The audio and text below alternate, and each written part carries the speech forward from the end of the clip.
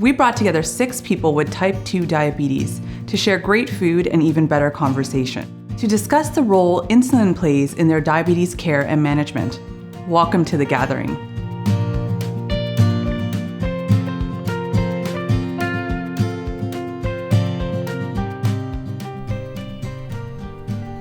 Welcome everyone. Thank you for coming today. So I'd like to start off the conversation by taking you back to the early days of your type 2 diabetes. And what was going through your mind when the doctor first mentioned insulin to you? It was very scary. I didn't know what I would have to change in my lifestyle. I was doing a lot of coaching of hockey and stuff and how it's going to affect that. Can I be on the ice? Just a lot of questions and a lot of fears. I was determined not to go on insulin. I grew up with a father who had diabetes. I tried all the pills that I could and diet, exercise. I had to get over that hurdle, and once I did, I'm quite happy. My father was on insulin for about 20 years prior to them offering insulin to me, so I kind of watched my father growing up with it, and therefore I thought this could help me. The pills itself just weren't working, so I needed a different option for sure. Had you had any problems with your diabetes management over the year where you had to make changes to try to lower your blood sugar?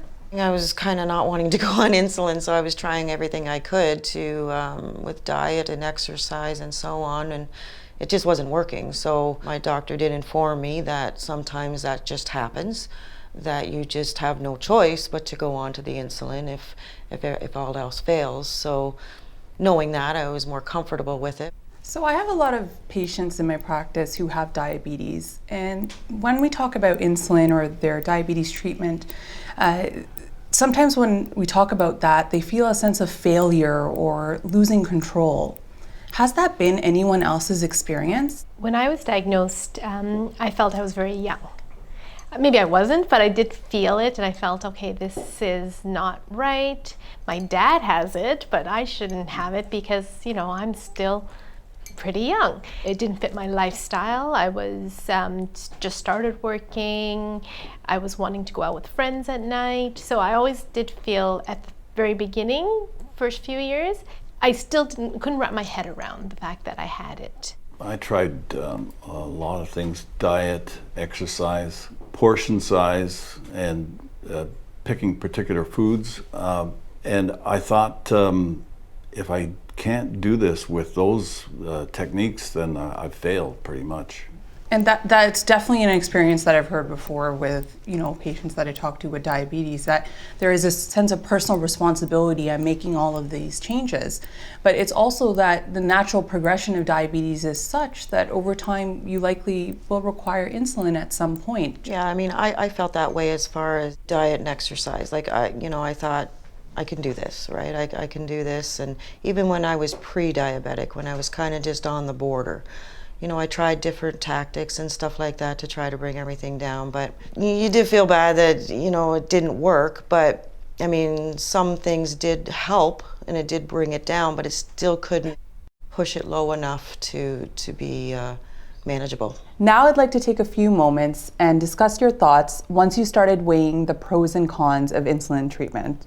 Sure. Well, I guess when I was first thinking about it, I had a lot of concerns. If I go traveling, can I travel now, or do I have to stay close to home? Or, just a lot of thought process that way. But obviously some of the pros would be it will control blood sugar, make me feel better, give me a little more energy sometimes. I always thought that taking insulin would have been a detriment to my life. I'd be on the downhill slope after that, but actually it's quite the opposite. So I'd like to take a break now. Why don't we enjoy some food? And when we come back, I'd love to hear more about when you started considering insulin as a regular part of your diabetes care.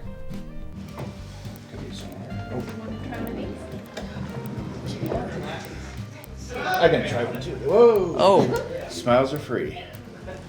Anyone else? I'll try one of those. Thank you.